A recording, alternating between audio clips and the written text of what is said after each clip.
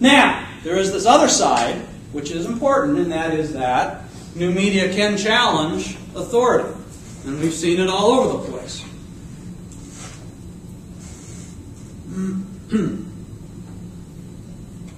No, I didn't pull one, so I don't worry about it right now. I thought I pulled one, but I didn't. But, there are instances all over in which the internet has been used to kind of destabilize the in-place authority.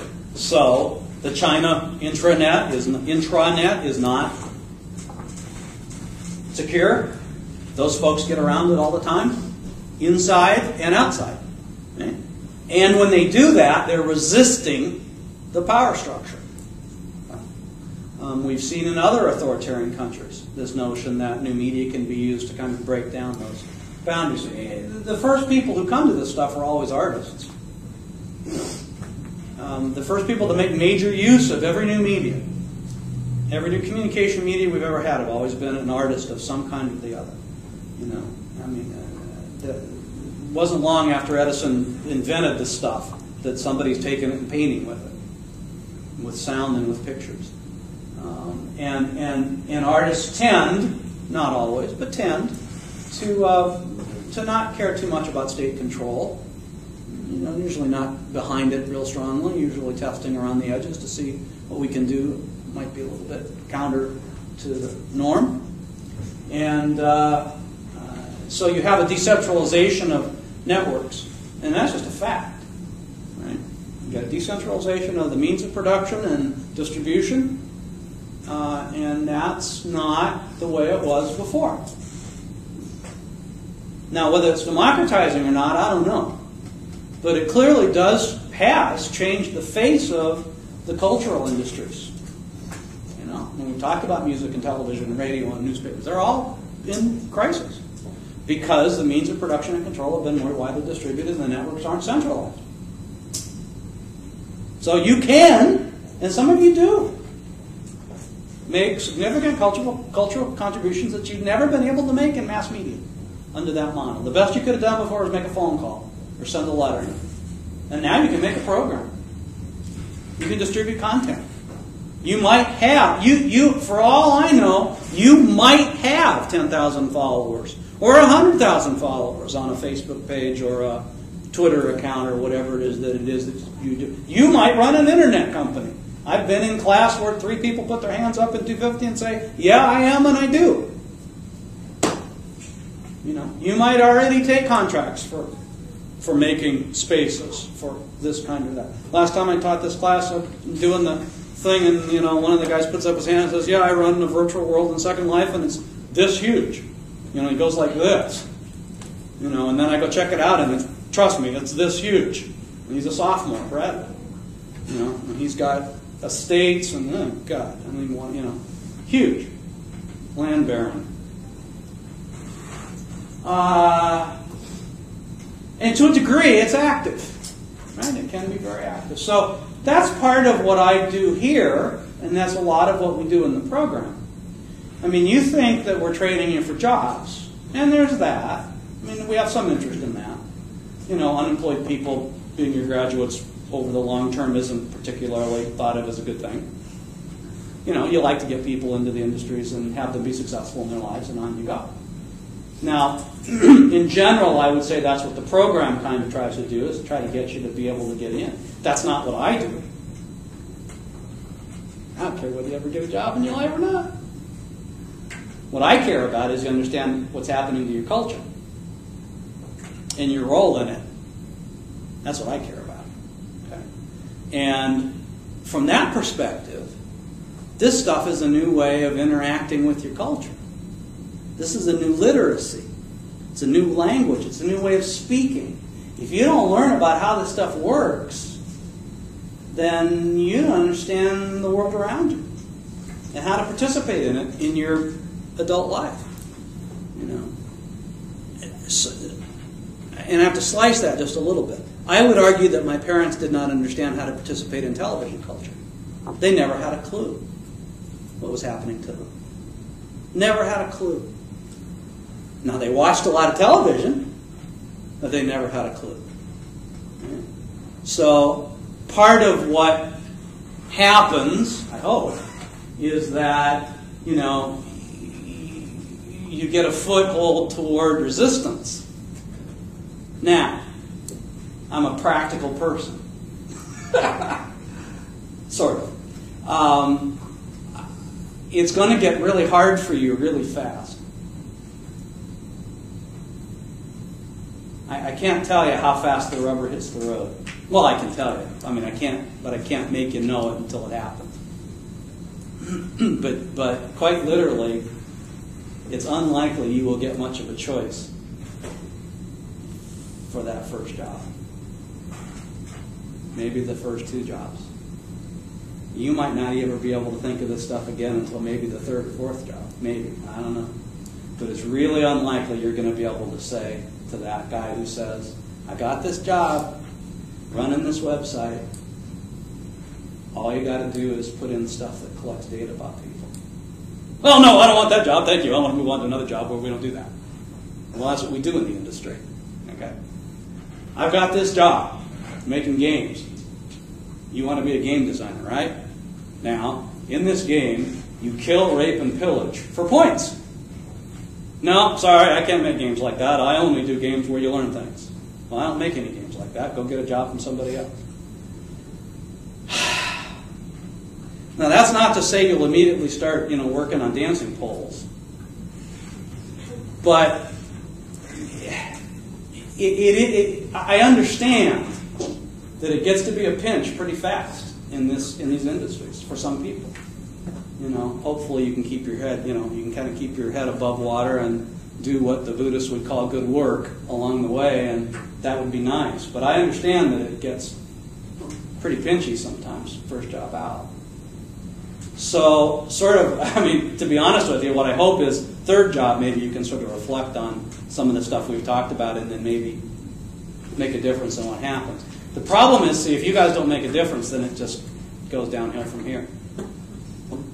The problem is at one point or another, if you guys don't say, you know what, that's wrong. I don't care if we make a lot of money at it or not. It's wrong.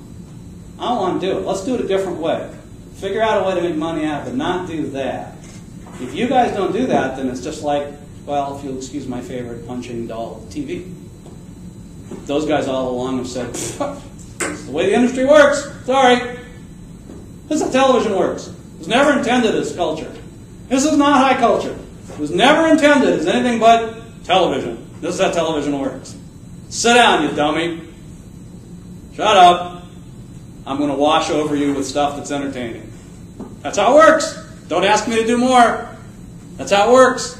How it works is you get as many people together. If they're not entertained, it's not television. That's how it works. That's how it works. And you can't get in the business if you say, no, that's not how it works. If you say no to the first 4 or 5 guys who wants to employ, that's not how it works. They say, oh, guess what? That's how it works. See ya. How do you change it? It ain't easy. Nobody promised you a rose garden. What the hell is plagiarism?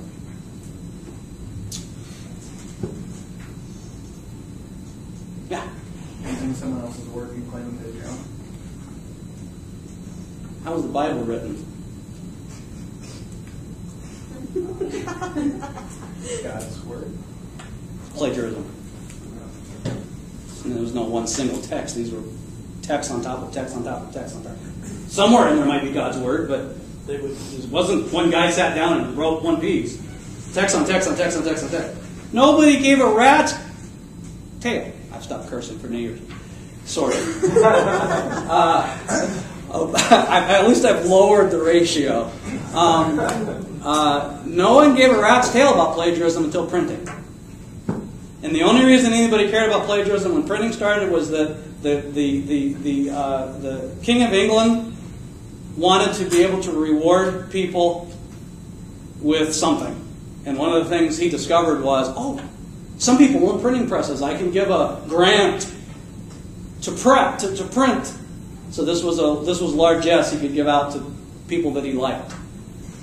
Printing. And then eventually the Commons said, no, you're not going to control that, Mr. King. We're going to control that. And they rewrote the laws so that at least a broader legislature controlled who gave the right to print. Before that, nobody cared about it. That's how you create things on ideas. But now that we have printing and private ownership of ideas, you have copyright and what comes from it. Now, I'm not saying everybody should go out and be a plagiarist, because that's better. But new media has put it into relief. Okay? So, just for example, you can't do any sampling. It's against the law. Without licensing, you can't sample. Okay? Which means that the only people who can do hip-hop are people who are associated with major record labels, because nobody else can afford to do it. Is that good for creative artists? And is that really what our guys who made copyright to help creativity intended? Not really. So there are aspects that new media have put into relief about what plagiarism means, and about its value, and about how we should legislate about it, how we should treat it. There aren't very many creative artists who do anything that isn't built on the shoulders of others. You can't. Go ahead, try to play jazz without copying something. Okay, good. Try to play classical music without copying something. Try to do sculpture without using the principles of sculpture, which come to copying something first, etc. And so digital is helping us see that a little bit. You had a question? I was just going to talk about, like, you were talking about the printing press and how people cared more about plagiarism. Came to care more about it. Before that, weren't things like the Bible were written just, kind of adding on to others people's work and taking and stealing ideas and kind of just trying to come up with a better product than before? Like, wasn't that the point? Well, we're going to separate the Bible then, even though I use it as an example. That text was sort of established a little bit before printing, so... and they weren't stealing from each other. They were using each other's materials to inform each other. They were writing about what... So, for example, in the illustrated manuscript period before printing, sometimes what was in the margins was more important than what was written out in the main text. So the main text would be copied and copied and copied, but the people who copied it would then make commentaries about the text and the margins. Right? Sometimes that was more important to read than what was in the middle. It was all built on each other. So there was more sharing. But nobody before printing and the copyright grant, there was no ownership. It wasn't anybody's idea. It was the folks' idea. Because it also was sort of, bless you, even though it was a literate culture with writing, it still had a very strong connection to oral culture, which had to do with sharing stories. We would share stories and embellish, and off we would go. I just understand why the development of the printing press changed that, why there wasn't such a play off of other people's ideas. Well, it wasn't the printing press directly, but it was an outcome of the press. Okay. Because you now have the potential for a mass distributed item. I mean, you wanted to copy, even no matter what it was a Bible or a piece of math textbook, didn't make a difference. To hand write that took a lot. You weren't going to make more than 100 of them a year. I mean, you just couldn't. You'd get all the monks in the abbey together and copy that bloody thing, and you'd end up with 200 a year. There's not much money to be made in that. So it's just all about money, basically. So now I have the same piece, and I can crank out 10,000 of them in a year. Well, that just changed the economy of scale. So before I could say to you get the grant for copying the Bible in my kingdom, and you can make all the money that you can on it. You could only make 200 of them. How much could you make? In fact, I just given her a big-ass job that she couldn't get done. She didn't have that many monks available to her, or nuns in her case. Okay? He's got some money in his pocket, just enough to buy a press, and the steel to lay in it, and a guy to change it, and the ink. He's an investor. Okay? He's got the same money, same press, same ink, same letters, same guys to change it. I'm the king. What are you going to do for me? You cut it? What are you going to do for me?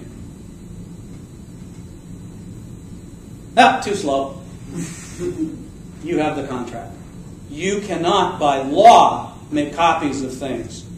Only he can. That's how it worked. Copyright. Eventually, the Commons came along and said, wait, you can't do that. That's too much power. Now we can do it. They made the laws, which did take it away from the monarch. Actually, it changed the political environment in England.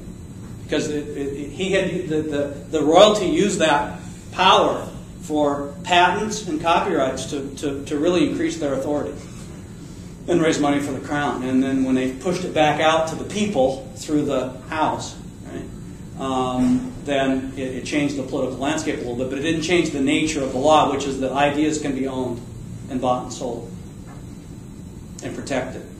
It was an unknown idea in our culture prior to that. And then it came over on the boat with those people. Okay. Finally, hypertext. Got to talk about that just a little bit. Because there's pluses and minuses in there, right?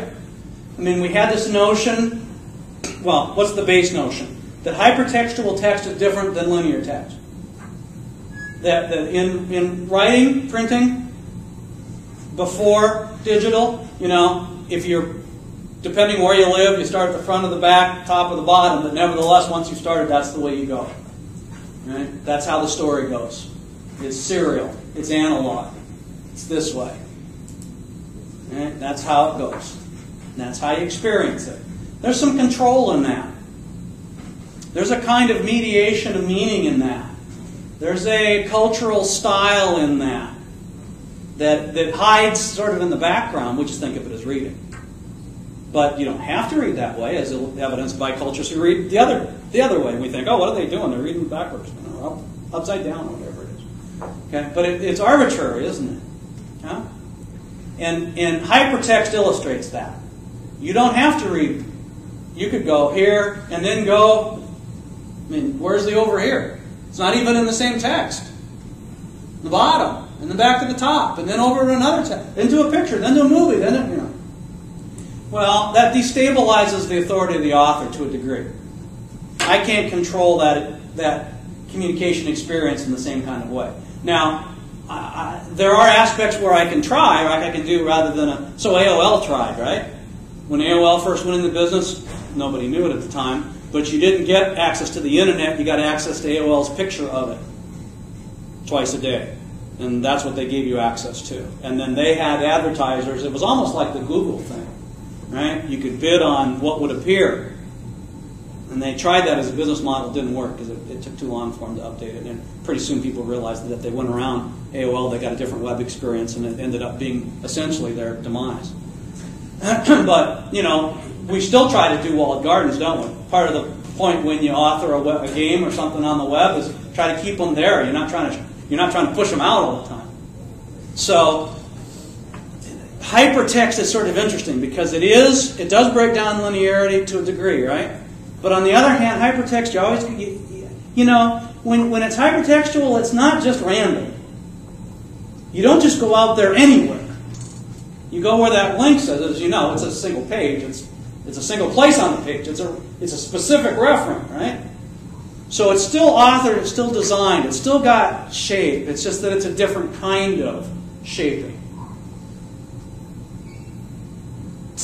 To what degree does it break down the authority of the author? Well, some.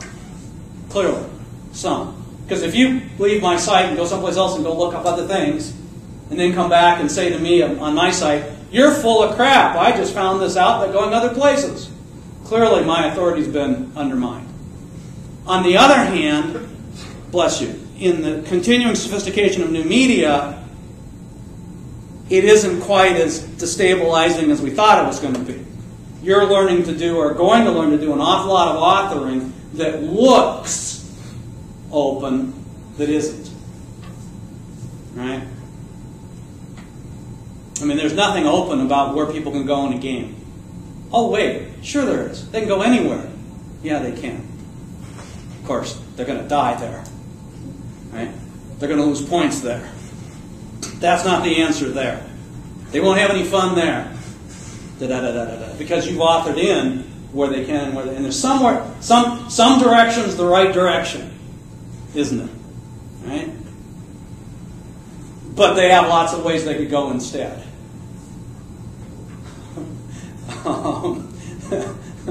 So it's an interesting question, hypertext.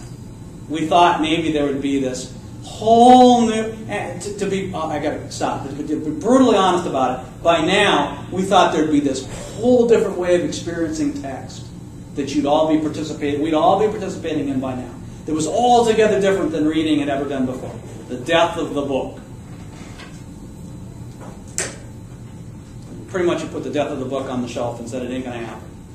We are arguing over what the format of the book will be, what the physical property of the book will be, Kindle, iPad, web page, computer, notebook, netbook, whatever.